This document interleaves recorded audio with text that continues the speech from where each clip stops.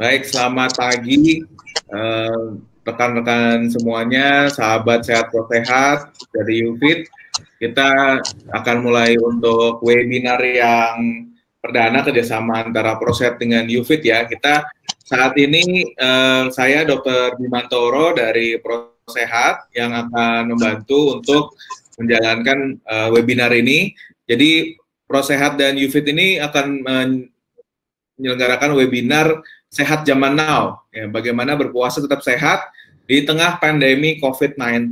Hari ini akan ada Dr. Hanum dari Prosehat dan juga Mbak Rachel ya, nutrition specialist dari UFIT. Halo, Dr. Hanum, Mbak Rachel ya. Semua peserta yang live streaming silakan masuk login dulu ya dengan Google. Kemudian kalau yang webinar juga bisa langsung bergabung. Kita nanti apabila ada pertanyaan dan lain-lain bisa langsung mulai. Terima kasih semuanya sudah datang. Perkenalkan, nama saya Rachel Olsen dan saya ahli gizi dari UFIT. Yang belum tahu UFIT apa, nanti akan aku jelasin. UFIT adalah gummy multivitamin. Tapi sebelum itu, aku mau ngebahas nih cara meningkatkan imunitas tubuh dengan nutrisi seimbang di saat bulan Ramadan. Karena di saat lagi pandemi COVID gini, jangan sampai kita imunitasnya turun. Karena kalau imunitas kita turun, tentunya nanti gampang untuk sakit, gampang untuk low energi, stres, dan lain-lain. Pokoknya nanti jadi semuanya meningkat resiko untuk mendapat COVID-nya. Jadi, yang tadi aku bilang lebih challenging seperti apa? Seperti di saat kita lagi puasa, tentunya kurang tidur. Terus resiko dehidrasi juga terjadi karena ya kita lagi puasa. Jadi kita mungkin tidak minum rekomendasi 2 liter air setiap hari yang diperlukan. Terus rendah energi karena kita yang nggak makan sama sekali. Lalu stres juga karena kita harus work from home, harus isolasi. Dan pola makan yang berbeda karena di saat kita puasa tentunya maunya makanan yang digoreng-goreng, yang manis, yang ya lebih nggak sehat karena kita lagi berpuasa jadi lebih lapar di saat mau makan. Nah, tapi sebenarnya puasa mempunyai manfaat yang sangat-sangat baik. Bukan artinya puasa tidak baik karena ada batasan, tidak. Tapi kalau dijalankan yang tidak baik, itu ada batasannya juga. Cuman aku akan jelasin manfaatnya dulu. Yang pertama adalah pembatasan kalori. Karena kita porsi makannya lebih kecil dan lebih tidak sering, otomatis total kalori dalam sehari kita lebih rendah. Jadi, kita bisa menurunkan berat badan di saat lagi puasa. Lalu yang kedua adalah memakai lemak sebagai energi. Karena di saat kita nggak makan sama sekali, itu pasti tubuh akan membakar lemak sebagai energi daripada dia membakar gula yang biasanya kita dapat dari makanan. Lalu puasa juga bisa membersihkan usus. Karena di saat kita nggak makan, itu regenerasi sel terjadi. Jadi kita membakar lemak, membakar kolesterol, membakar protein yang rusak. Jadi sel-sel zombie yang di dalam tubuh itu dipakai juga. Dan pada akhirnya akan mengeluarkan toksin dan juga menstabilkan gula darah kalau kita pilih makanan yang tepat. Kalau kita pilih makanannya yang tinggi gorengan dan gula, ya gula darah akan naik. Nah, ini yang hubungannya dengan batasan puasa. Kurang tidur, kalau kita tidurnya begadang, terus harus bangun pagi sahur, nah itu bisa menurunkan juga karena tidur sangat penting untuk meningkatkan imunitas. Lalu di saat puasa kita sering kurang olahraga karena capek atau kurang energi. Jadi itu akan menurunkan resiko untuk keaktifan tubuh. Lalu ada studi yang dilakukan di Abu Dhabi dari US Library of Medicine, di mana di sana ternyata setelah mereka lihat di saat puasa, ternyata asupan protein itu 19% kurang. Lalu lebih tinggi asupan lemak, 23% lebih tinggi, dan gula juga. Lalu setelah 4 minggu ternyata peningkatan insulin resisten itu terjadi. Artinya resiko untuk diabetes lebih tinggi lagi setelah puasa karena pola makan yang kita makan itu tidak seimbang. Nah, kenapa penting nih untuk menjaga kesehatan di saat puasa? Karena tadi kita nggak mau kolesterolnya naik, karena kita pilihnya yang berlemak-lemak. Karena kita pengen bebas dari virus dan penyakit. Dan kita ingin tubuh yang berfungsi dengan baik juga, lalu juga pertumbuhan dan perkembangan yang baik. Misalnya kalau kita nggak makan makanan yang tinggi vitamin dan mineral, pada akhirnya kita akan resiko terpapar penyakit non-communicable seperti diabetes, serangan jantung, stroke, dan lain-lain. Dan semua hal ini bisa dipenuhi dengan nutrisi yang cukup. Jadi nggak usah pakai obat-obatan, nggak usah pakai apa-apa diet dan lain-lain. Hanya dengan pola makan yang seimbang aja kita bisa dapatkan semua nutrisi yang bisa meningkatkan imunitas dan mencegah penyakit. Nah, gimana nih caranya untuk melindungi dari paparan virus dan bakteri? Karena kita kan nggak mau kena COVID tersebut, dan imunitas tubuh kalau kuat itu bisa melawan virus dan gejala kita itu akan lebih rendah. Misalnya kalau kita punya tekanan darah tinggi, itu resiko untuk kena COVID-nya akan lebih tinggi lagi karena imunitas tubuh lebih rendah. Nah, caranya adalah untuk menjaga dengan pola makan yang kita pilih. Jadi dari proteinnya, dari sayurannya, dari karbohidratnya, itu semua harus seimbang. Nah, aku akan jelasin yang seimbang itu seperti apa sih. Tapi coba kita lihat, pola makan Indonesia itu sehari-hari seperti apa. Nah, seperti ini kan, nasi goreng, padang, ayam goreng, pokoknya nasi itu selalu ada. Dan ada studi dari UNICEF 2016 bahwa kita bisa lihat ini 41% yang di sebelah kanan, table kanan, percentage dietary energy consumption, ini pola makan yang biasanya kita makan dalam satu hari, itu kebanyakan cereals, yaitu nasi, tepung, karbohidrat simple, jadi roti, pokoknya karbohidrat yang seratnya itu nggak ada. Terus kita bisa lihat di sini fruit and vegetable, sayur dan buah, hanya 7% yang harusnya dalam sehari kita konsumsi itu sekitar 30-50%. Jadi asupan sayuran dan buah-buahan di Indonesia itu sangat-sangat rendah, yang pada akhirnya membuat kita lebih rentan kepada penyakit di masa depan. Nah, oke, aku nggak mau itu semua terjadi, aku nggak mau dapat penyakit, aku mau konsumsi makanan yang seimbang, dari vitamin dan mineral yang cukup. Tapi yang cukup itu seperti apa sih? Nah, ini angka kecukupan gizi dari Kementerian Kesehatan Indonesia, semua vitamin dan mineral itu ada dosisnya yang harus kita terpenuhi dalam satu hari. Dan ini contoh makanan, dalam 100 gram wortel itu ada 300 mikrogram vitamin A. Nah, dalam satu hari kita bisa lihat di sini vitamin A, terus di sini ada lelaki dewasa, lelaki anak, perempuan dewasa, jadi semuanya beda-beda dalam 600 mikrogram. Jadi kalian bisa lihat nih, vitamin C 40 mg di sekitar jeruk yang lumayan medium, jadi 1 jeruk miligram. Kebutuhan kita adalah 90 mg setiap hari. Jadi 1 jeruk aja belum cukup, harus digabung dengan makanan lain. Makanya alasan kenapa penting untuk makan yang bervariatif. Jadi jangan jeruk aja, tapi jeruk, wortel, pisang, lebih bervariatif biar kita bisa dapat semua vitamin dan mineral yang dibutuhkan dalam satu hari. Nah, sekarang aku akan lebih jelasin kalau kita mau sahur, pola makannya lebih baik seperti apa sih? Oke, kita harus dapat dari sayur, dari buah-buahan, dan lain-lain. Tapi do and don'ts-nya apa nih? Biar aku tetap sehat dan tidak kena penyakit. Yang pertama adalah hindari garam tambahan yang berlebih. Kenapa? Karena garam adalah diuretik. artinya dia akan mengeluarkan air di saat kita lagi berpuasa. Jadi makanan yang mengandung garam itu bukan cuman garam aja, bukan, tapi juga di makanan kemasan. Jadi kayak jus-jus yang ada di kotak, terus ada di makanan kaleng, ada di makanan mecin, ada di makanan kemas-kemasan berlebih, kerupuk, keripik, dan lain-lain. Itu kalau bisa di sahur kita hindari. Dan MSG berlebih juga. Lalu kalau kita lihat di kemasan, garam itu namanya juga natrium.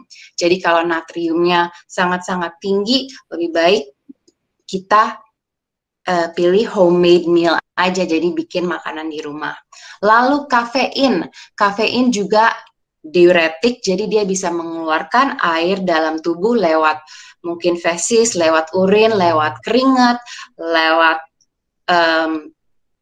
air yang keluar juga. Jadi kopi kalau bisa di sahur itu sangat-sangat dihindari. Kalau harus minum kopi, kayak aku nggak bisa, aku harus minum kopi. Nah, lebih baik kopinya itu sedikit aja, kalau bisa setengah cangkir.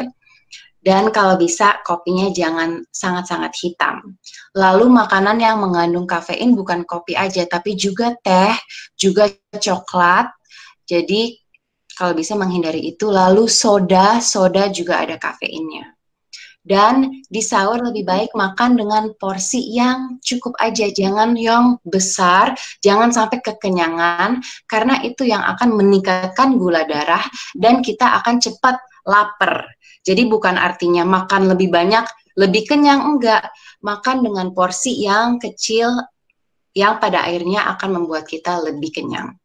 Lalu sebaiknya mulai dengan 1 gelas air putih dulu, lalu mulai dengan buah, karena makanan yang kita makan pertama di saat perut kosong itu penyerapannya akan lebih tinggi lagi. Jadi kalau kita makan pisang sebelum kita makan nasi, vitamin dan mineral di dalam pisang itu akan diserap lebih optimal daripada kita makan nasi dulu, habis itu makan pisang.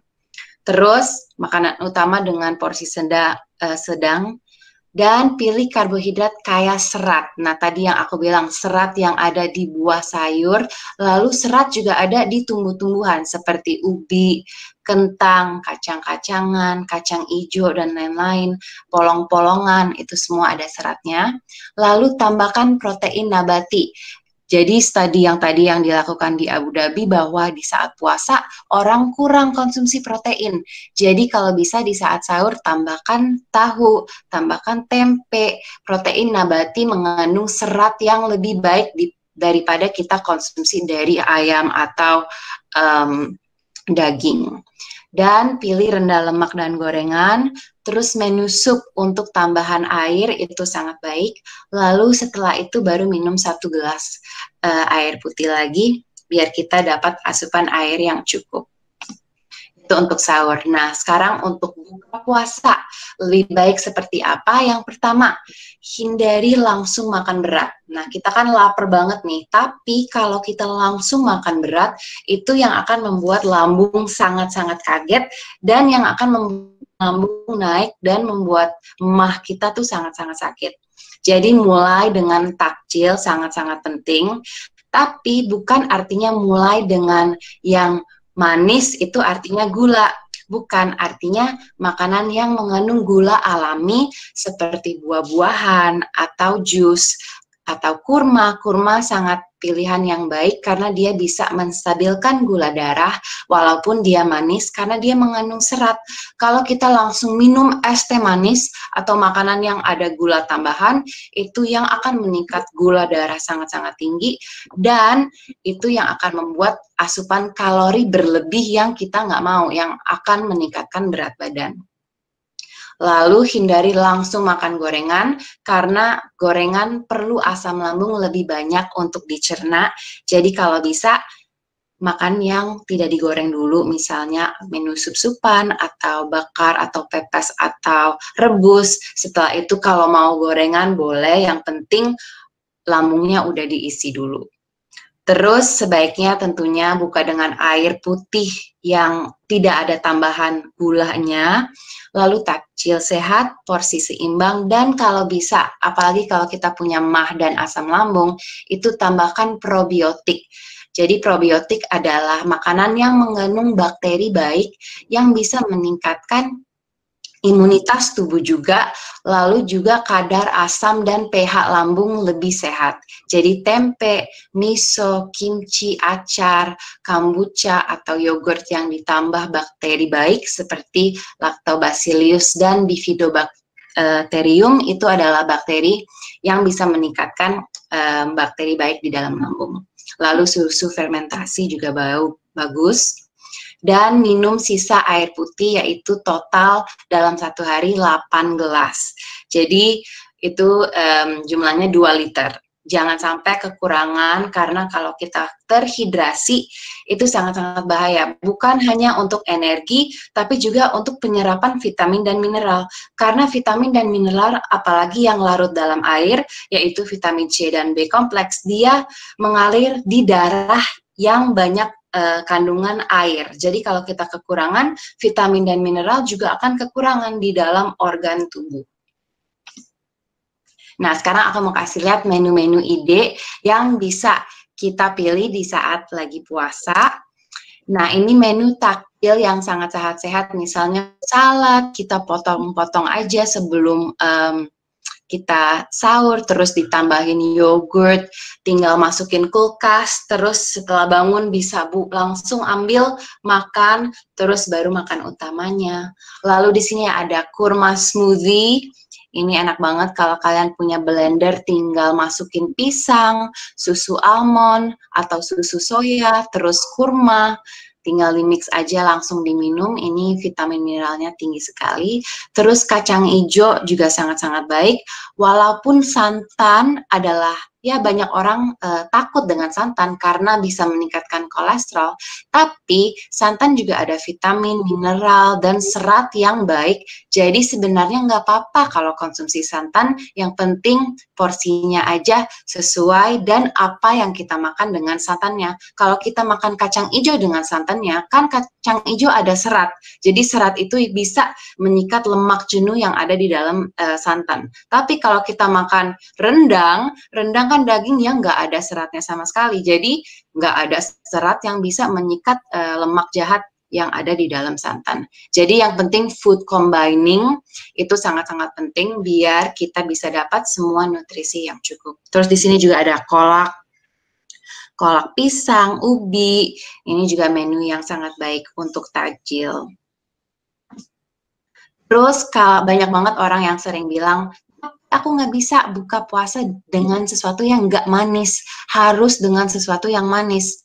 Nah, caranya kita bisa buka dengan misalnya es kelapa. Terus kalau misalnya harus ada manisnya dikit, madu aja lebih baik daripada kita pakai gula tambahan.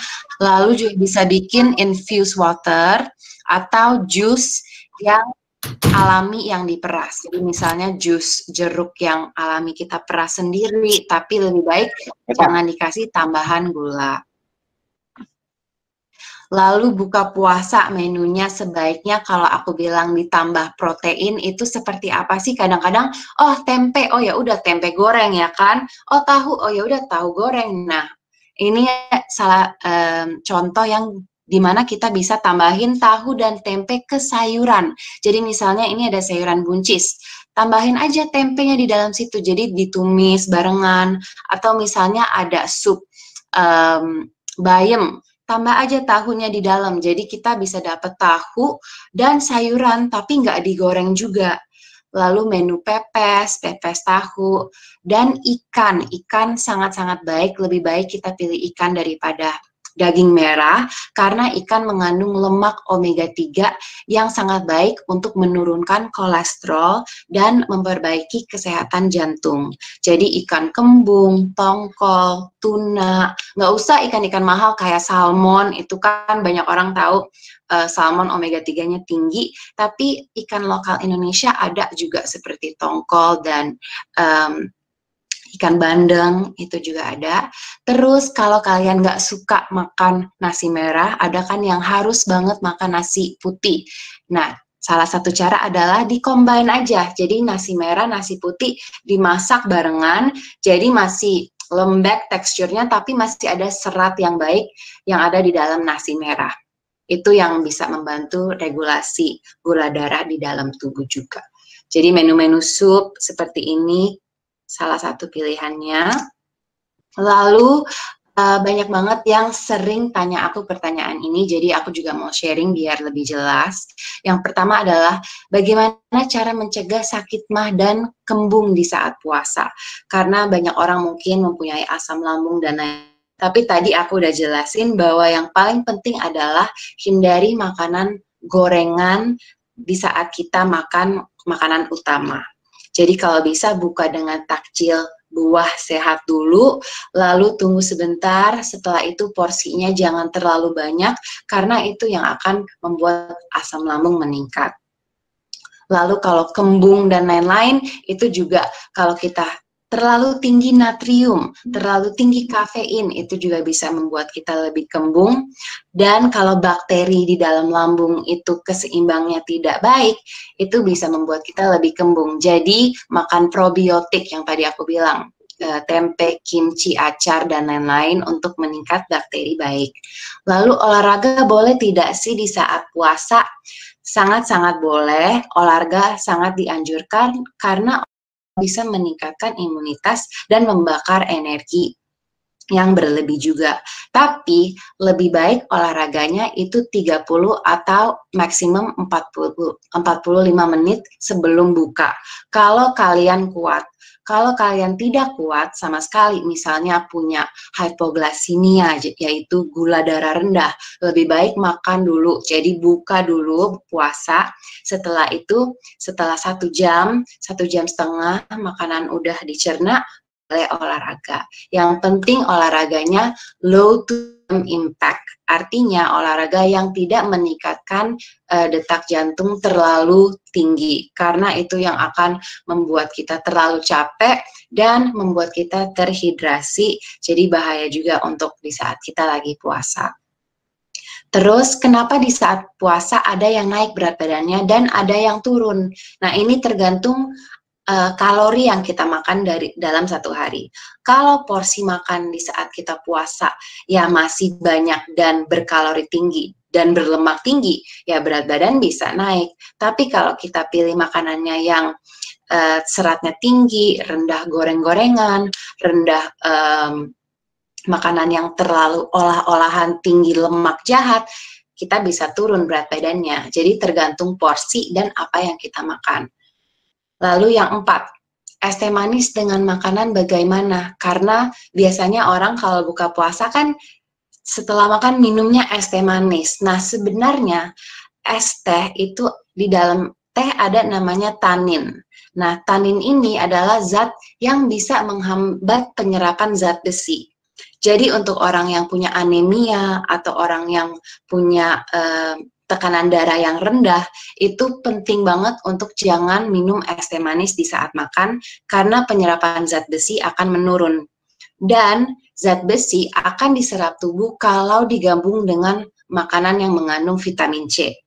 Jadi kalau kita misalnya mau makan zat besi yang banyak orang tahu dari kambing, kalau kamu makan kambing, zat besinya bisa naik. Tapi kalau nggak ada vitamin C, misalnya nggak ada buah yang kalian makan, nggak ada sayur yang kalian makan dengan kambing itu, zat besinya nggak akan diserap. Jadi percuma. Jadi food combining sangat-sangat penting. Kalau misalnya mau makan zat besi dari tempe, ada zat besi, atau kacang-kacangan ada zat besi, itu lebih baik ada vitamin C-nya juga, misalnya ada sayuran atau buah-buahan, biar penyerapannya lebih optimal. Terus yang terakhir, apakah berjemur baik untuk imun tubuh? Sangat-sangat baik. Di saat ini banyak orang yang lagi berjemur di saat pagi hari, karena memang matahari bisa mengubah menjadi vitamin D di kolesterol yang ada di kulit.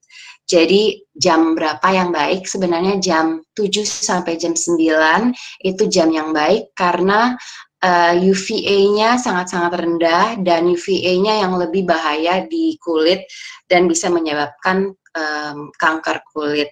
Lalu polusi juga lebih meningkat di saat sudah di atas jam 10 karena lebih banyak orang yang sudah keluar dan polusi bisa menghambat UV ray untuk masuk ke dalam bumi. Jadi itu alasan kenapa lebih baik di pagi hari kita berjemur hanya 20 menit aja 3 kali seminggu akan mencukupi asupan vitamin D kita dalam satu hari.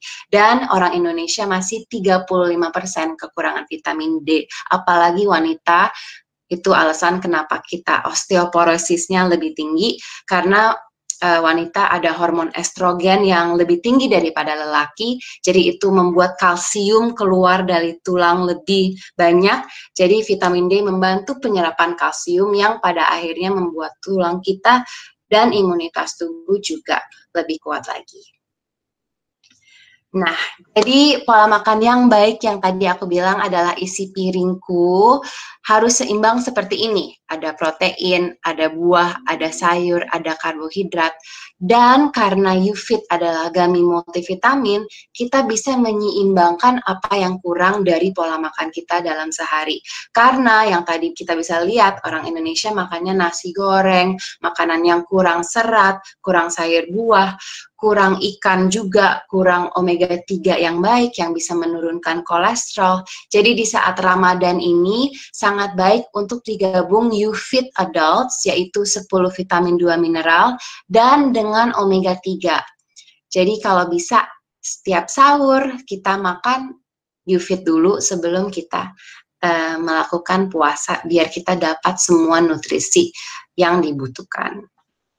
Jadi ini sedikit detail tentang YouFit, bahwa ada 10 vitamin 2 mineral dan dia bentuknya seperti gummy. Jadi kalau kalian tahu Yupi seperti permen, tapi ini bukan permen ya. Jadi kalau bisa satu gummy aja setiap hari, dan rasanya mixed berry sangat-sangat enak, dan resepnya juga dikembangkan di USA, jadi kualitasnya sangat-sangat baik. Bukan, walaupun harganya sebenarnya terjangkau sekali, tapi bukan artinya ini murah-murahan. Enggak murah-murahan, kualitasnya sangat-sangat baik. Dan ini tadi yang aku bilang ada 10 vitamin, 2 mineral dalam satu gummy, jadi sangat-sangat lengkap. Nggak usah khawatir dengan kandungan vitamin C-nya cukup nggak ya, vitamin A-nya cukup nggak ya, nggak usah khawatir, semuanya udah ada. Dan angka nilai gizi, jadi angka kecukupan gizi dalam satu hari oleh Kementerian Kesehatan itu direkomendasi 100% cukup dalam satu hari. Jadi di dalam YouFit ini tidak berlebih, karena vitamin yang kita konsumsi setiap hari itu dosisnya juga harus tepat. Vitamin bukan obat, bukan sesuatu yang kita harus konsumsi di dosis yang sangat-sangat tinggi, karena dosis tinggi juga bisa membahayakan tubuh. Jadi jangan khawatir, YouFit sangat-sangat aman dan juga udah tersertifikat halal oleh MUI. Jadi gelatinnya terbuat dari gelatin sapi. Terus YouFit juga ada yang anak, kalau ada yang ibu-ibu di sini yang nonton ingin tahu, ada juga untuk anak umur 3 tahun ke atas. Jadi ini campaign kita di saat Ramadan ini sudah cukup untuk memenuhi kebutuhan vitamin dan mineral dalam satu hari. Jadi ayo kita konsumsi YouFit setiap sahur, YouFit dewasa dan YouFit omega 3 juga. Terus ini untuk info aja, kita juga ada paket Ramadan yang kalian bisa dapatkan, dan kalau kalian mau tahu linknya bisa ke YouFit Instagram aja @YouFitForLife. Di situ di bio-nya ada link di mana kalian bisa dapat paket keluarga YouFit ini, yang juga bisa dapat masker di dalamnya dan juga bisa donasi ke tenaga medis. Lalu yang terakhir yang aku mau share adalah YouFit juga ada nutritionist hotline. Jadi kalau kalian ingin tahu gimana caranya nih untuk pola makan yang lebih baik, atau mungkin kalian ada pertanyaan lain yang nanti akan muncul, kita sangat-sangat ready untuk menjawab pertanyaan kalian. Jadi bisa contact us, ini nomornya ada di sini, atau juga ada di bio link YouFit @YouFitForLife. Kalian bisa langsung lihat aja di situ. Jadi itu dari Yufi, terima kasih semuanya yang udah Terima nonton. kasih, Mbak Rachel. Iya, terima kasih Mas. Ya. Ini juga Bersama. jadi prosehat ya untuk UFIT-nya. Nanti kita lanjutkan kembali mungkin dari Dokter Hanum tadi paparannya sudah bisa. Perkenalkan, saya Dr. Hanum dari Prosehat. Di sini saya akan sharing beberapa hal yang mungkin bisa kita terapkan karena kita lagi puasa. Jadi tips atau cara-cara gimana caranya tetap sehat berpuasa di tengah pandemi COVID-19. Gitu. Boleh di next, Dok? Sebagaimana yang kita tahu ya, sekarang lagi wabah COVID-19. Jadi COVID-19 itu nama penyakitnya, Coronavirus Disease 2019, karena ditemukannya 2019. Penyebabnya sendiri itu adalah virus corona yang memang baru terdeteksi tahun 2019, sebelum-sebelumnya itu belum diketahui ada virus ini. Nah, virusnya itu disebut SARS-CoV-2. Nah, kemudian virus ini dapat menyebar melalui droplets. Droplets itu apa? Jadi droplet itu adalah percikan cairan, bisa lewat ludah, lewat bersin, lewat batuk. Nah, kemudian itu bisa menempel di tempat-tempat seperti di HP, kemudian di gagang pintu, di kunci mobil. Nah, kemudian kita pegang, ketika kita kemudian memegang bagian wajah atau area tubuh, itu bisa masuk ke tubuh kita. Nah, untuk COVID-19 sendiri sudah ditetapkan oleh WHO sebagai pandemi global. Jadi semua negara itu awas gitu ya, jadi waspada terhadap penyakit ini. Sampai saat ini memang belum ada vaksin dan obat yang spesifik untuk membunuh virus corona yang baru ini. Jadi untuk vaksin masih dalam pengembangan, kemudian juga untuk obat-obatan masih diteliti, banyak kandidat obat yang kemudian diteliti seberapa jauh manfaat dan efektivitasnya. Begitu. Lalu untuk update COVID-19 di Indonesia, ini saya ambil data 4 Mei, karena slide-nya dibuatnya update-nya 4 Mei kemarin. Itu sekarang Indonesia jumlah terinfeksinya sudah di angka 11.000 lebih. Nah, dengan tingkat kematian kurang lebih 7,6%, lebih tinggi daripada tingkat kematian global. Jadi kita memang benar-benar nyata ya tantangan COVID ini, jadi harus waspada, tapi tetap tidak panik, jadi waspada, benar-benar harus ekstra melakukan pencegahan, himbauan-himbauan pemerintah harus benar-benar diikuti, supaya semuanya itu aman dan mengurangi penularan antar orang gitu. Tips dari WHO untuk melakukan puasa Ramadan di masa pandemi, jadi memang sudah keluar guideline-nya. WHO memang khusus mengeluarkan guideline untuk puasa di saat pandemi.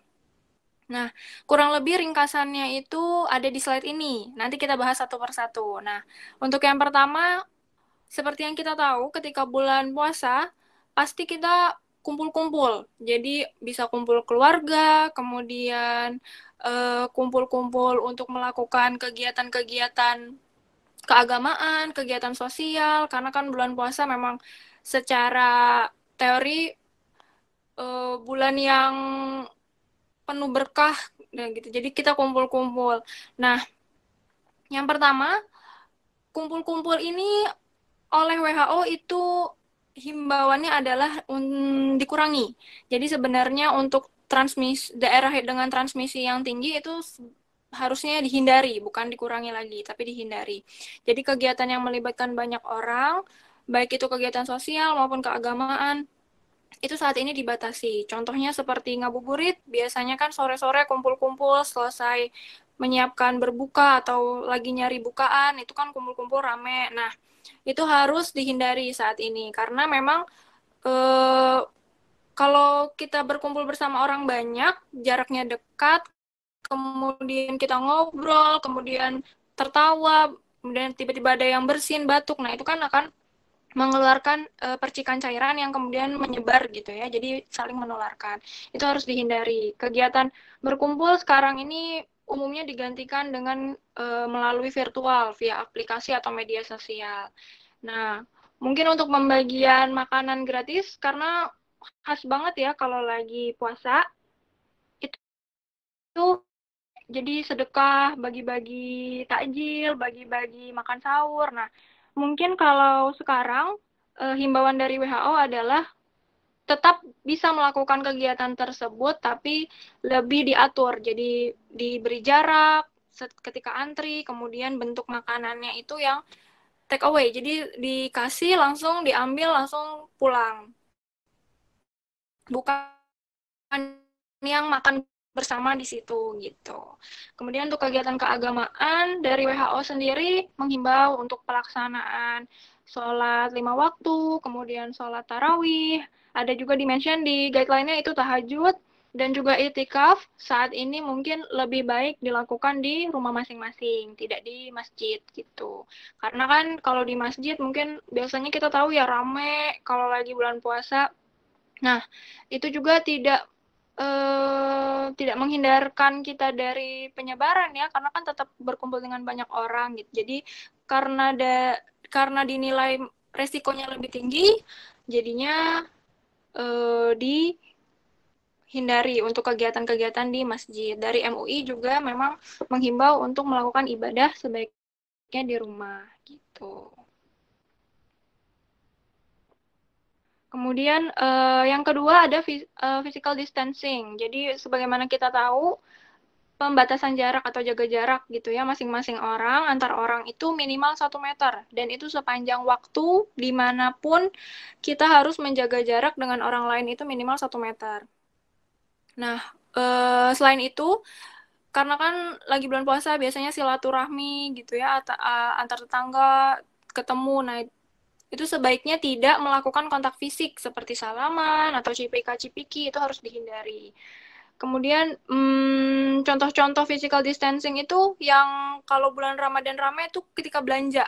Biasanya kan kalau belanja kebutuhan pokok itu biasanya pasar jadi ramai bulan Ramadan. Kemudian sore-sore juga biasanya jalanan atau lapangan tuh berubah jadi tempat jualan takjil. Nah itu harus diatur juga. Jadi mungkin kalau belum diatur dari pihak pasarnya atau pihak penyelenggara, kita sebagai masyarakat harus mengatur diri sendiri untuk menjaga jarak dengan orang lain gitu. Kemudian saat mekanisme pembagian makanan gratis, pembagian sahur, berbuka itu juga mungkin bisa diterapkan physical distancing ini. Jadi dengan jarak minimal 1 meter untuk mengurangi paparan gitu ya. Terus juga yang ketiga adalah menjaga hygiene. Jadi menjaga kebersihan dimulai dengan cuci tangan. Kenapa cuci tangan? Karena yang membawa virus sangat banyak itu tangan kita sendiri sebenarnya. Karena kan kita megang berbagai hal, kita nggak tahu itu yang kita pegang apakah infeksius atau tidak. Nah, kemudian kita memegang-megang wajah, memegang area hidung, mulut, mata. Nah, itu akan membuat kita tertular dengan virus itu. Jadi virus itu bisa masuk ke tubuh kita. Nah, jadi untuk cuci tangan itu ada 6 langkah cuci tangan yang efektif.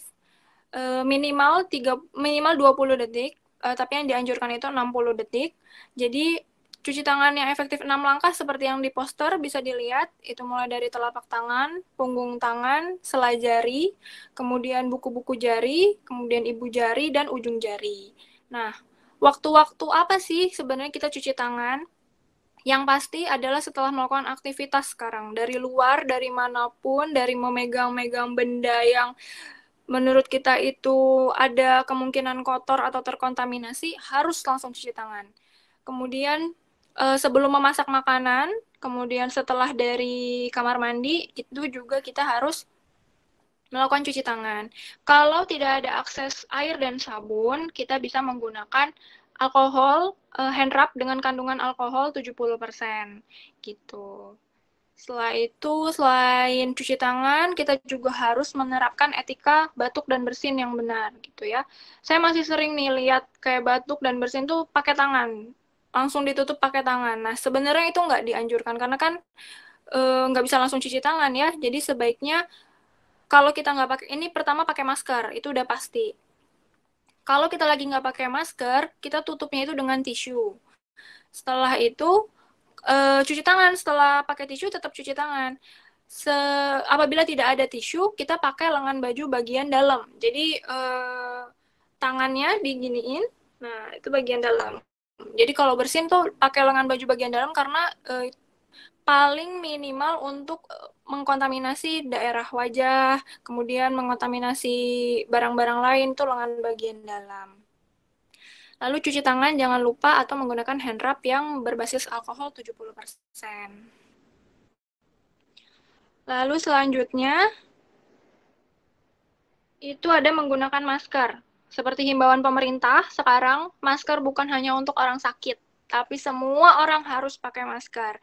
Masih sering lihat juga di luar, di jalan, itu orang-orang nggak pakai masker, ngobrol satu sama lain. Nah, mungkin kesadaran itu harus ditingkatkan ya, kita saling ngingetin teman-teman atau saudara-saudara kita yang belum pakai masker, kalau keluar itu pakai masker. Untuk kebaikan diri kita sendiri. Nah, jadi CDC sendiri merekomendasikan penggunaan masker kain bagi masyarakat yang keluar rumah atau bertemu orang lain. Bagi masyarakat sehat ya, cukup masker kain karena itu efektivitasnya sudah dinilai cukup. Karena kan kalau semua mau pakai masker bedah, nanti petugas kesehatan jadi kekurangan gitu kan, demand-nya tinggi, jadi kita kekurangan.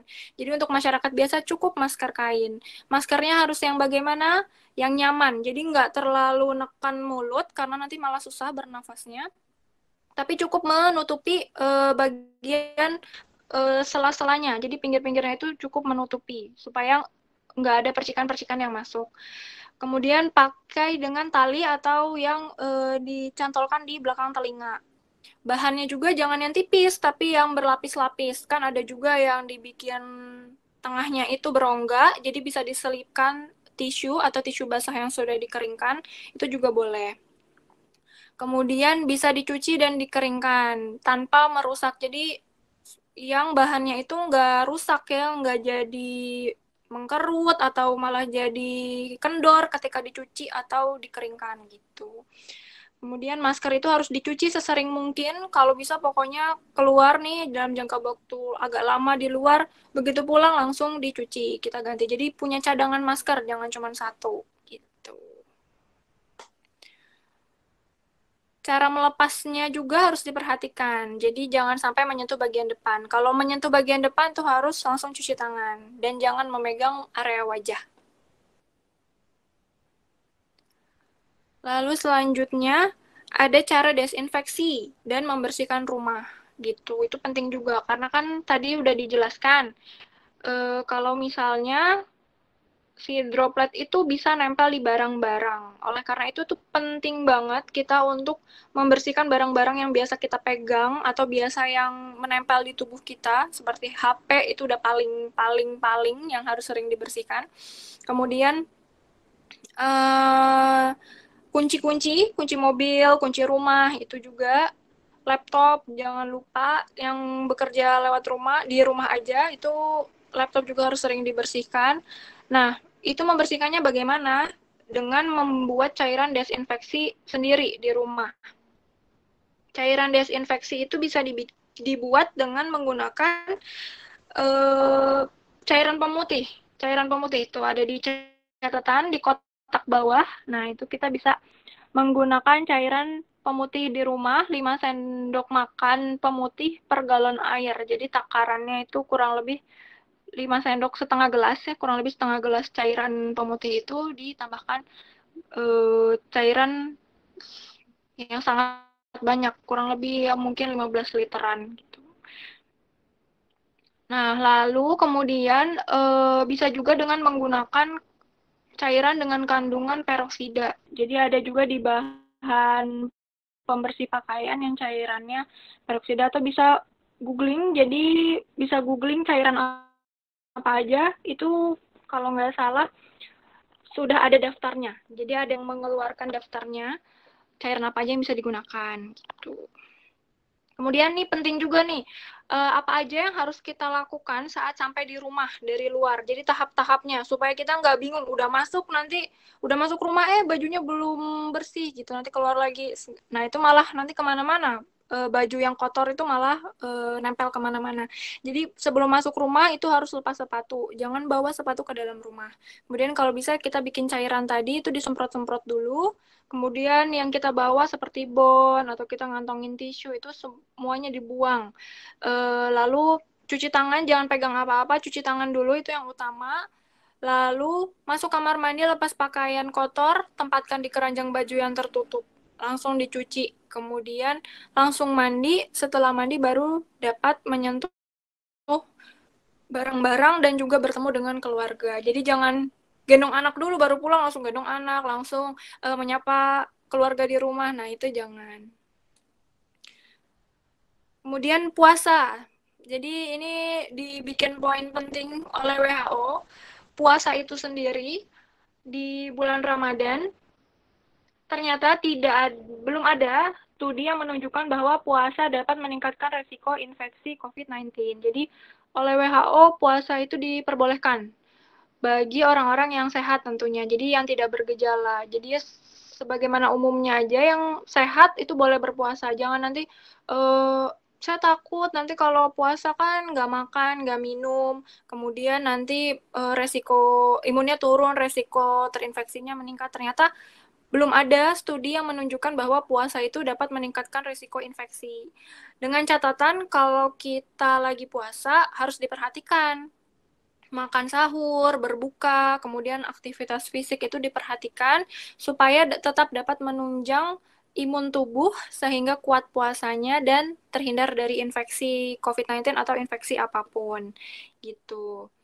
Seperti yang udah dijelaskan oleh Mbak Rachel tadi, sahurnya bagaimana, berbukanya bagaimana, kemudian juga nanti olahraga akan saya jelaskan tips-tipsnya apa aja, sehingga tetap bisa berpuasa di bulan Ramadan bagi orang yang sehat atau tidak memiliki gejala.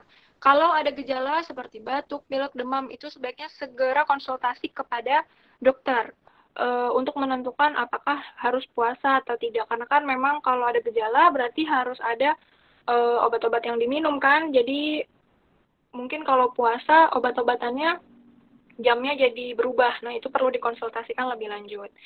Nah, kemudian poin terakhir menjaga imunitas. Menjaga imunitas itu merupakan hal yang sangat-sangat penting ya, karena kan kita dari badan kita sendiri itu harus punya tentara yang bisa melawan infeksi virus gitu. Kalau untuk virus-virus ringan, bila imunitasnya bagus itu kita bisa melawan infeksi itu sendiri gitu. Tapi kalau misalnya paparannya tinggi, kemudian badan kita imunitasnya lagi rendah, nah itu yang menyebabkan kita jadi terinfeksi dengan gejala-gejala yang muncul, yang kemudian gejala-gejalanya bisa memberat dan membahayakan. Nah, apa yang bisa kita lakukan? Yang pertama itu ada aktivitas fisik atau senam-senam ringan. Yang kedua, istirahat yang cukup dan menghindari stres. Yang ketiga, yang ini sangat penting ya, tidak merokok. Karena kan merokok itu zat-zatnya akan merusak tubuh. Selain itu, orang yang merokok itu saluran pernafasannya akan lebih rentan untuk terinfeksi. Gitu. Mengendalikan penyakit penyerta. Jadi bagi orang-orang yang memang sudah ada sakit darah tinggi, kemudian sakit gula, sakit diabetes, kemudian mungkin sakit yang lain-lain, itu harus diperhatikan obat-obatan dari dokter yang menanganinya. Jadi biasa dokter siapa, kontrol, spesialis mana. Nah, itu kita harus perhatikan. Obat-obatan rutin yang diminum harus tetap diminum selama bulan puasa maupun saat pandemi COVID. Gitu. Yang terakhir, konsumsi gizi seimbang. Tadi bisa dibantu dengan suplemen vitamin seperti yang sudah dijelaskan sebelumnya. Nah, untuk aktivitas fisik dari WHO sendiri itu merekomendasikan aktivitas fisik itu dilakukan yang aktivitas yang sedang itu kurang lebih 150 menit. Itu kondisi non puasa. Tapi untuk kondisi puasa dari Kementerian Kesehatan ada leafletnya, itu aktivitas fisik bisa jadi minimal 30 menit sehari. Seperti yang tadi udah dijelaskan Mbak Rachel juga, bisa 30 sampai 40 menit. Nah, itu cukup aktivitas yang sedang-sedang. Nanti ada di slide berikutnya gerakannya apa aja. Kemudian juga bisa juga melakukan olahraga online, kelas olahraga online, jadi nggak datang dulu ke tempat gym gitu, di rumah aja. Kemudian bisa cuman berjalan atau cuman keliling aja, keliling atau senam-senam ringan, dan berdiri setiap 30 menit. Kalau memang olahraganya lebih dari 30 menit, berdiri sesekali untuk mengurangi tekanan juga ya, supaya nggak banyak duduk gitu. Contoh-contoh gerakannya. Di slide berikutnya itu ada, contohnya ada gerakan lutut ke siku, kemudian ada squat, ada juga dengan menggunakan bantuan kursi atau yoga gitu.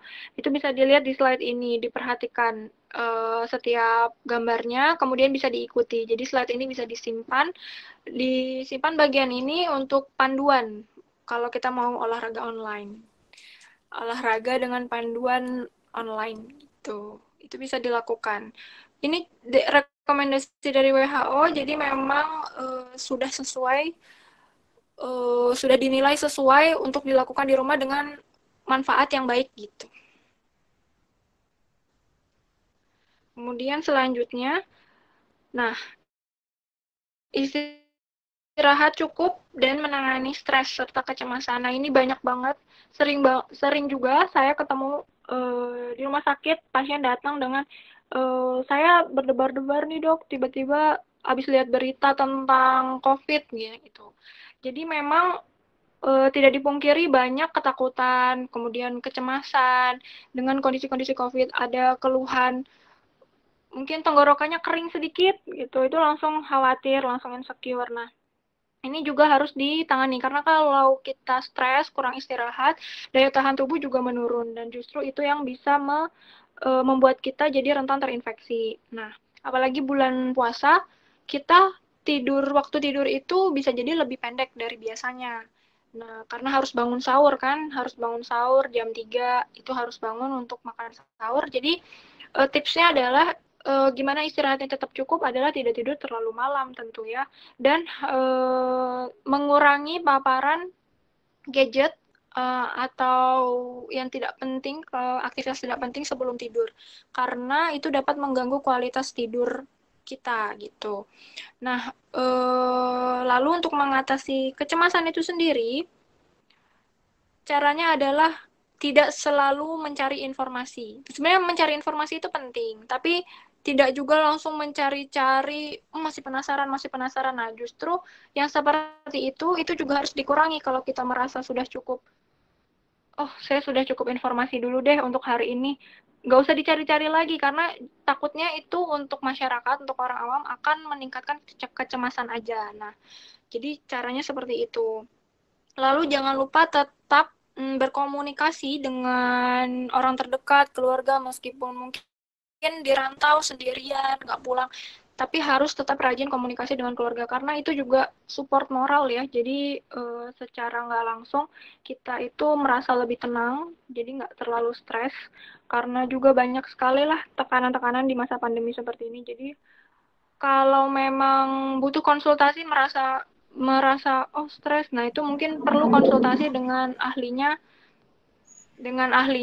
via online gitu, boleh.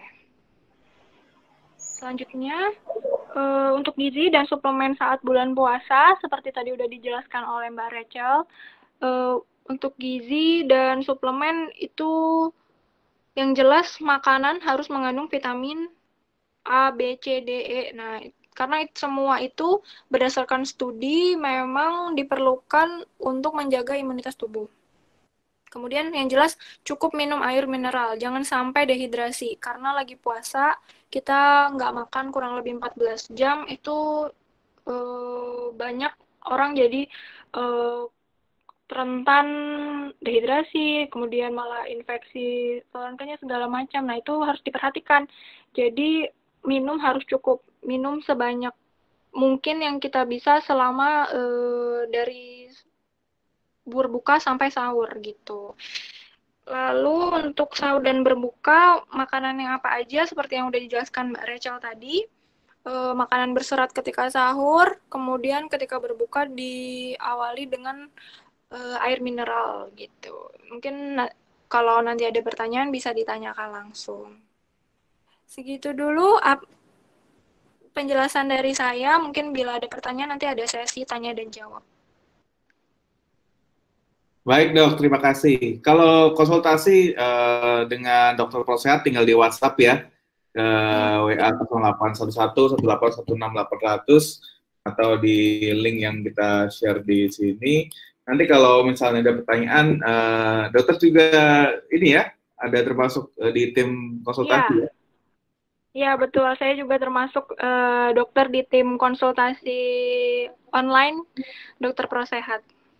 Oke. Baik, mungkin kalau ada pertanyaan silahkan mau di chat boleh, mau langsung disampaikan di sini boleh. Kita masih ada waktu sekitar paling lama mungkin 30 menit lagi ya, supaya kita nggak terlalu berkepanjangan nanti sampai 11.30. Silakan kalau ada pertanyaan langsung boleh ke Mbak Rachel, Dr. Hanum. Ada pertanyaan mungkin? Atau mungkin dari admin ada yang punya pertanyaan di sosial media? Boleh disampaikan di sini kalau sudah ada pertanyaan dari admin sosial media. Pertanyaan yang masuk mungkin dari luar.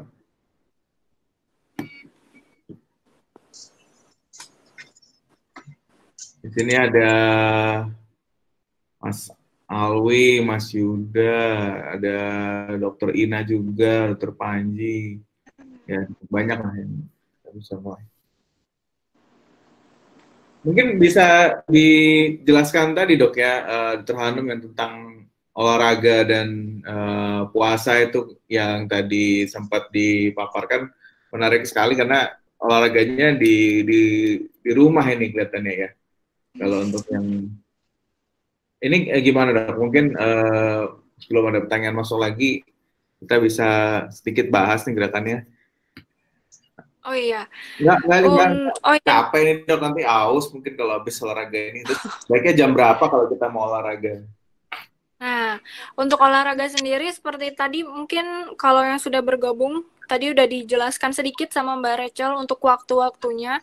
Mungkin bisa dilakukan menjelang berbuka. Jadi kan udah deket-deket berbuka nih, nanti kalau capek itu bisa langsung aus minumnya itu pas berbuka. Nah, kalau memang dirasa tidak kuat, bisa mungkin malam setelah makan, sudah 1-2 jam setelah makan, nah itu baru melakukan olahraga-olahraga ringan, kurang lebih 30 menit dengan gerakan-gerakan ringan seperti ada di slide. Jadi waktu-waktunya kurang lebih mendekati berbuka atau setelah berbuka. Tapi jangan dekat-dekat mau tidur banget ya, karena kalau olahraga mau tidur itu takutnya nanti ketika tidur itu kualitasnya tidak sebaik biasanya. Jadi karena kan kondisinya lelah banget, nah itu takutnya tidurnya juga kurang berkualitas ya. Atau malah susah tidur, karena ketika olahraga kan kadar oksigennya banyak ke otak gitu, jadi nanti malah susah tidur. Gerakan-gerakannya itu bisa dilihat, jadi ada gerakan lutut ke siku, nah 1-2 menit, kemudian juga ada squat kurang lebih 10 kali, kemudian per 5 kali istirahat, jadi 10 kali istirahat, kemudian lagi setelah istirahat 10 kali lagi sampai kurang lebih 5 kali. Kemudian di situ juga ada gerakan plank. Kalau kuat, nah itu bisa dilakukan juga kurang lebih 20-30 detik, diulanginya juga kurang lebih 5 kali. Lalu ada gerakan di situ, ada gerakan dengan bantuan kursi, dilakukan juga 10-15 kali istirahat, kemudian diulangi 5 kali. Jadi rata-rata dilakukannya itu kurang lebih 10-15 kali atau kurang lebih 20 detik, lalu diulangi sebanyak 5 kali. Nah, itu dari WHO, gerakan-gerakan ini itu cukup untuk memenuhi kebutuhan tubuh untuk aktivitas fisik harian meskipun di rumah aja. Jadi mungkin biasanya aktivitasnya berat, nge-gym, segala macam atau jogging. Nah, ini bisa dilakukan gerakan-gerakan ini untuk menggantikan aktivitas di luar rumah tersebut. gitu. Mungkin ada pertanyaan langsung ini dok, bagaimana cara mengusir kantuk di saat work from home dan puasa? Nah ini. Cara mengusir kantuk. Nah, cara mengusir kantuk, jadi gini, diperhatikan juga ya istirahatnya bagaimana. Coba dievaluasi lagi istirahat malamnya bagaimana. Apakah kira-kira kurang istirahat atau tidak. Nah, kalau untuk cara mengusir kantuk juga selain itu diperhatikan makannya. Seperti tadi sudah dijelaskan oleh Mbak Rachel, ada tips-tipsnya kan ketika sahur, itu makanan apa aja yang direkomendasikan dan tidak direkomendasikan. Karena memang ada makanan-makanan yang ketika itu disantap ketika sahur akan meningkatkan rasa kantuk dalam seharian itu, apalagi lagi puasa. Di Mungkin ada makanan tambahan Mbak Rachel. diperhatikan sama dari jam istirahatnya ketika malam. Itu kira-kira berapa jam? Biasanya kan untuk isi 6-8 jam ya istirahat yang cukup. Jadi dievaluasi juga harus dilihat gitu. Kantuk itu ngantuk ya? Iya, ngantuk, Mbak.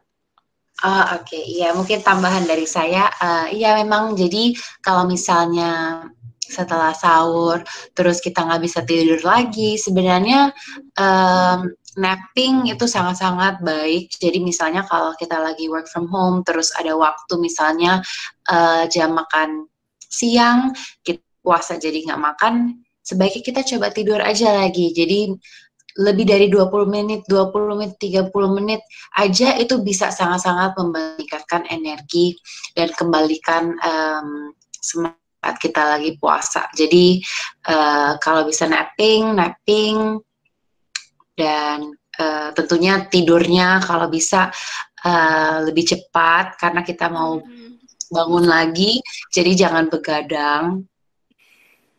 Dan sebenarnya olahraga juga bisa membantu karena olahraga yang tadi Dokter Hanum bilang membawa oksigen ke dalam otak dan sebenarnya juga membantu melatonin. Jadi kalau kita ngantuk itu hormon melatonin keluar.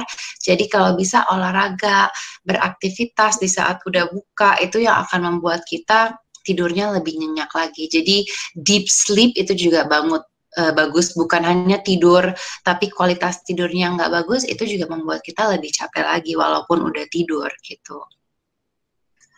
Oke, mungkin ada saran tadi, pertanyaan juga bagaimana berapa gelas air kalau sahur idealnya, Mbak Rachel, mungkin silakan. Kalau untuk sahur ya memang kita kan nggak bisa langsung kayak 4 gelas dan lain-lain. Tapi memang sebaiknya kalau bisa di saat kita bangun tidur itu sudah ada botol air 1 atau 2 gelas kalau kalian bisa konsumsi sebelum sahur itu lebih baik daripada kalian langsung makan dulu, karena kalau udah makan itu yang akan membuat lambung udah terisi dan pada akhirnya kita nggak bisa isi lambung dengan air. Jadi coba sebelum makan apa-apa, air putih dulu 1 atau 2 gelas, terus setelah makan baru kita minum 1 atau 2 gelas lagi. Yang penting di saat sahur itu kita porsi makannya juga jangan terlalu banyak biar dapat asupan air. Nah, ini ada 2 pertanyaan tambahan ini. Buah-buahan apa yang nggak bikin dehidrasi tapi nggak bikin darah rendah? Oh, gimana nih maksudnya nih? Mungkin Rachel bisa darah rendah. Boleh? Satu dulu. Maaf, kenapa? Silakan, boleh Mbak Rachel dulu, terus kemudian Dr. Hanum. Iya, sebenarnya buah-buahan tidak akan membuat darah rendah kok, jadi jangan khawatir. Buah-buahan sangat baik malah untuk meregulasi tekanan darah. Jadi nggak usah takut untuk, aduh aku nggak mau makan buah karena aku rendah darah. Jangan khawatir, semua buah sangat-sangat baik. Yang penting buahnya yaitu yang kadar airnya lumayan tinggi, seperti semangka, seperti kelapa, melon, jeruk, yang airnya di dalamnya itu sangat tinggi, yang bisa membuat kita asupan airnya lebih banyak lagi. Mungkin Dokter Hanum ada tambahan?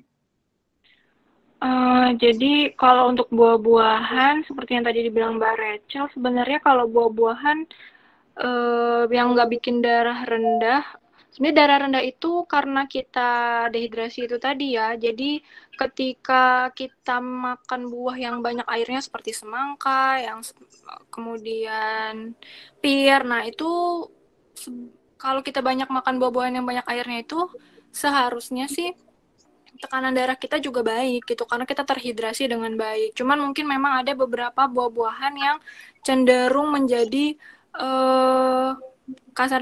biasanya kita sebut obat kampung darah tinggi. Nah, itu menurunkan tekanan darah, tapi sejauh yang pernah saya pelajari tidak juga langsung membuat tekanan darah itu drop sampai abnormal gitu. Jadi sebenarnya buah-buahan apa aja yang kadar airnya banyak itu boleh dimakan sih, seperti semangka, pir.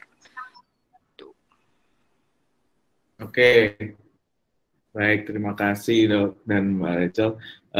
Kita lanjut ya, kalau tidur pagi, ini lanjutin yang tadi nih, kalau nappingnya kurang ya, jam 7-8 jam semalam kurang karena bangun sahurnya kecepatan mungkin. Nah itu kalau tidur pagi lagi gimana? Ini mungkin gimana caranya kalau waktu tidurnya kepotong ya? Gimana caranya kalau waktu tidur kepotong? Nah iya. Nah ini kalau lanjut tidur lagi pagi itu bagus nggak itu? Gimana Dok? Bahaya nggak karena gula darah naik? Wah, ada mitosnya juga nih Dok. Kalau gula tidur pagi, gulanya naik. Mitos gula darah naik karena tidur pagi ya. Ya pernah dengar juga ya mitos ini. Tapi setahu saya juga selama ini sih kalau untuk tidur, sebenarnya tidur yang baik itu justru di tengah-tengah hari. Jadi udah agak siang, itu tidur siang itu lebih bagus daripada tidur pagi. Tapi kalau untuk kondisi puasa seperti ini, tidur lagi kurang lebih jam 6 sampai jam 8 pagi, 2 jam itu sepertinya aman-aman aja ya sebenarnya, kecuali memang kalau gula darah naik itu lebih cenderung karena memang hormon ya. Jadi siklus gula darah itu biasanya kan naik karena kita setelah makan, sarapan, nah itu naik gitu. Kita nggak aktivitas, misalnya kita sarapan nih pagi, kemudian habis sarapan pagi, kita langsung tidur, kita nggak aktivitas. Nah itu gula darahnya cenderung jadi naik gitu kan, karena kita habis sarapan. Tapi kan kalau bulan puasa, kita sahur udah mungkin jam 3, jam 4, nah itu mungkin sebaiknya nggak langsung tidur lagi ya, karena takutnya nanti nggak terpakai aktivitas, jadi gula darahnya itu langsung naik tinggi. Jadi sebaiknya mungkin agak dijeda berapa jam setelah makan baru kita tidur lagi gitu. Tapi sebenarnya bagusnya tidurnya siang aja sih ya, soalnya supaya kalau tidur siang itu kan jadi setelah kita aktivitas nih pagi, badan udah cukup merasa capek, lelah. Ketika siangnya itu tidur, itu akan sangat berkualitas gitu. Jadi akan benar-benar kembali lagi energinya untuk melakukan aktivitas setelah tengah hari gitu. Kalau untuk bahaya sih sebenarnya jam 6 sampai jam 8 pagi, kalau kondisi udah sahur atau makannya jam 3 pagi, setahu saya sih aman-aman aja sebenarnya gitu. Cuman mungkin perlu kalau memang punya penyakit diabetes kayak gitu, itu perlu dikonsultasikan kepada dokter spesialis yang menangani gitu. Karena kan ada pemberian obat juga ya, jadi mungkin obat atau suntik insulin itu jam berapa.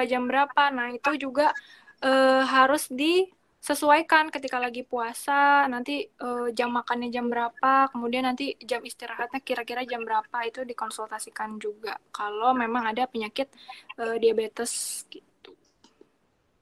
Oke, kita lanjutkan ya.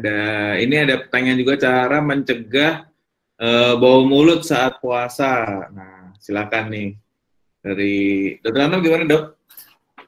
Kalau mencegah bau puasa itu mungkin karena ini ya, kita kan nggak makan, nggak minum, jadi kuman-kuman di dalam mulut itu menghasilkan zat-zat yang kemudian membuat bau mulut. Nah, mungkin tips-tipsnya selain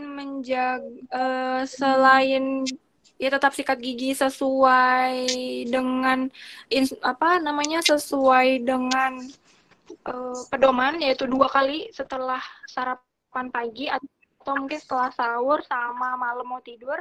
Kita juga bisa pakai bantuan mouthwash gitu, obat kumur yang non alkohol, jadi untuk mengurangi bau mulut gitu sih paling. Sama jangan sampai kekurangan cairan, jadi kalau yang tidak cukup terhidrasi atau dehidrasi itu juga bisa memicu terjadinya bau mulut.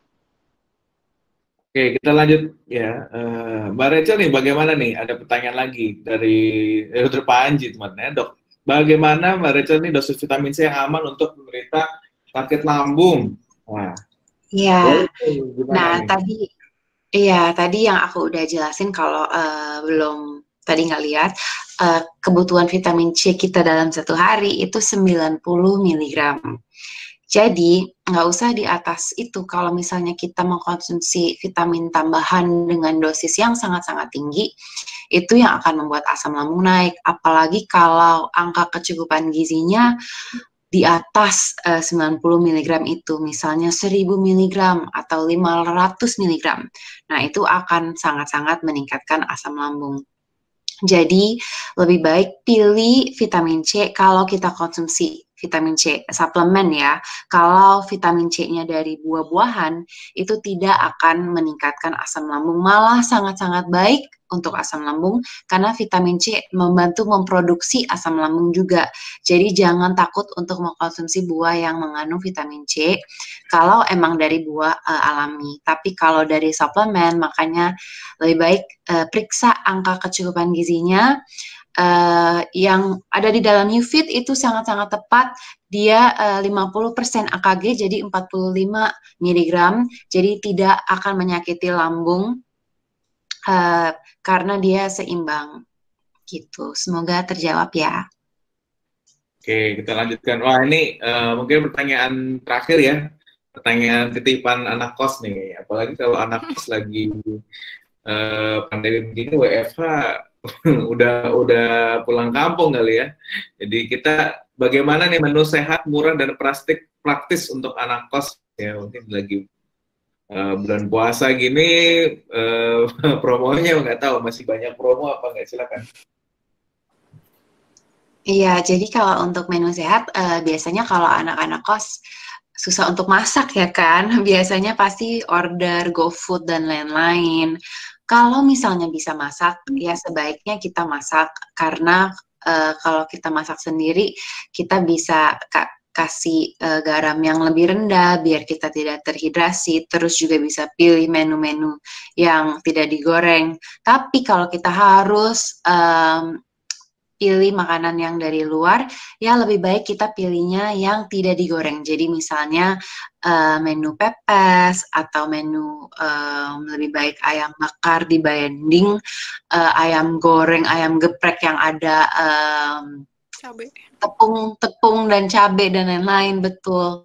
Terus porsinya juga kalau bisa seimbang aja. Mungkin kadang-kadang kalau kita lagi mau buka puasa, pengennya lapar banget, maunya ini itu, tapi pada akhirnya malah nggak habis. Nah, itu emang karena lapar mata aja.